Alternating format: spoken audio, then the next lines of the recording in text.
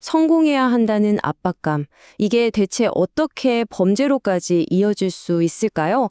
오늘은 사회가 우리에게 거는 기대와 그 속에 숨은 그림자, 바로 아노미 이론에 대해 깊이 파헤쳐 보겠습니다. 우리 대부분은 살면서 한 번쯤은 이런 야망이나 성공에 대한 압박감을 느껴봤을 거예요. 바로 그 지점에서 오늘 이야기는 시작됩니다. 이 이야기의 핵심 개념은 바로 아노미입니다. 사회학자 에밀 듀르케임이 처음으로 이야기한 건데요. 사회가 너무 급격하게 변하면서 기존의 규칙이나 규범들이 힘을 잃는 거예요. 그럼 개인들은 뭘 따라야 할지 몰라서 방향을 잃게 되는 거죠. 그런 상태를 아노미라고 합니다. 자, 듀르켐이 던져준 이 아노미라는 아이디어를 바탕으로 정말 획기적인 이론의 틀을 만든 사람이 있습니다. 바로 사회학자 로버트 머튼인데요. 그는 이 아노미라는 개념을 범죄의 원인을 설명하는데 아주 기가 막히게 적용했죠. 머튼의 핵심 아이디어는 정말 간단하면서도 강력해요. 사회는 우리 모두에게 성공해라, 부자가 되어라 같은 문화적인 목표를 끊임없이 주입합니다. 그런데 말이죠. 그 목표를 이룰 수 있는 합법적인 방법, 그러니까 좋은 교육이나 괜찮은 직장 같은 것들은 모두에게 공평하게 주어지지가 않아요. 바로 이 격차, 이 갭이 사회적인 긴장감을 만들어낸다는 겁니다. 여기서부터가 정말 흥미로운데요.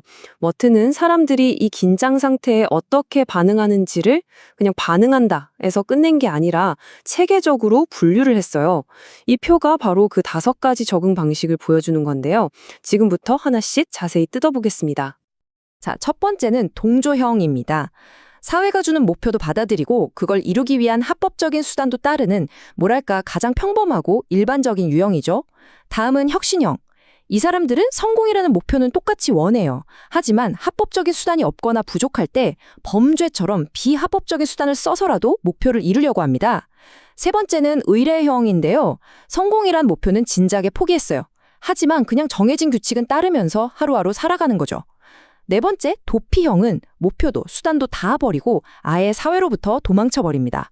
마지막으로 반역경은 기존의 목표와 수단이 다 잘못됐다고 생각하고 아예 새로운 사회 시스템을 만들려고 하는 사람들이죠.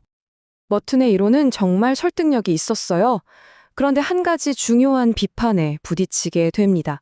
가만, 이 이론대로라면 범죄는 주로 합법적인 수단이 부족한 하층 계급에서만 일어나야 하는 거 아닌가 하는 의문이었죠.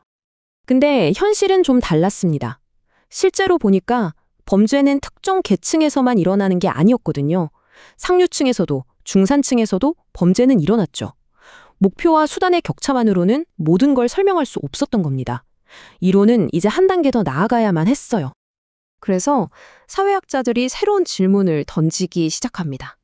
이 긴장이라는 게 꼭 사회 구조적인 문제, 돈 문제에서만 오는 걸까? 혹시 우리가 매일매일 겪는 그런 일상적인 스트레스가 범죄의 원인이 될 수는 없을까? 하고 말이죠. 바로 이 질문에 대한 답을 내놓은 사람이 로버트 에그뉴입니다. 그는 아노미 이론의 카메라를 거대한 사회 구조에서 우리 개개인의 내면, 심리적인 경험으로 확 돌려버렸어요. 에그뉴는 우리가 일상에서 겪는 긴장을 크게 3가지로 나눴습니다. 첫째, 내가 간절히 원하던 걸 얻지 못했을 때, 예를 들어 승진해서 미끄러진다거나. 둘째, 내게 소중했던 걸 잃어버렸을 때, 사랑하는 사람과 헤어지거나 갑자기 해고를 당하는 것처럼요. 그리고 셋째, 피하고 싶은데 피할 수 없는 부정적인 상황에 계속 놓여 있을 때, 학교나 직장에서의 괴롭힘 같은 거요. 이런 경험들 사실 계층이랑 상관없이 누구에게나 일어날 수 있는 일들이죠. 여기서 핵심은 이겁니다. 에고녀에 따르면 이런 긴장 상황을 겪는다고 해서 바로 범죄자가 되는 건 아니에요. 그게 아니라 이런 긴장 때문에 우리는 분노나 좌절감 같은 아주 부정적인 감정을 느끼게 되잖아요. 바로 그 감정을 해소하기 위한 여러 방법 중에 하나로 범죄를 선택하게 된다는 겁니다. 만약에 운동이나 상담처럼 다른 건강한 대처 방법이 있었다면 범죄는 일어나지 않을 수도 있다는 거죠. 자, 이제 이론의 마지막 진화 단계로 가보겠습니다. 이번에는 개인의 심리를 넘어서서 아예 한 사회가 가진 문화적 가치 시스템 전체를 현미경으로 들여다보는 거예요. 메스너와 로젠펠드라는 학자들은 굉장히 대담한 주장을 합니다. 바로 아메리칸 드림이라는 그 문화 자체가 높은 범죄율의 원인이라는 거예요. 물질적인 성공을 사회의 거의 유일한 가치처럼 떠받드는 문화가 문제의 뿌리라는 거죠. 자, 이상적인 사회를 한번 상상해 볼까요? 이 도넛 차트처럼 경제, 가족, 교육, 정치 같은 다양한 사회 제도들이 서로 균형을 이루면서 각자의 중요한 역할을 하는 사회. 이게 건강한 사회겠죠. 하지만 메스너와 로젠펠드가 분석한 사회는 이런 모습입니다. 경제적 가치가 다른 모든 걸 압도해버려요. 가족의 소중함, 교육의 본질적인 목표, 정치의 역할까지. 모든 게 돈이라는 렌즈를 통해서만 평가받고 그 힘을 잃어버리는 거죠. 그리고 이 이론은 이런 문화가 범죄를 부추기는 4가지의 구체적인 가치를 만들어낸다고 지적합니다. 첫째, 과정이 어쨌든 결과만 좋으면 된다는 성취 지향. 둘째, 공동체보다는 나 혼자 잘 살면 그만이라는 개인주의. 셋째, 모든 사람을 똑같은 성공의 잣대로 평가하고 압박하는 보편주의. 그리고 마지막으로 돈을 신처럼 숭배하는 물신주의입니다.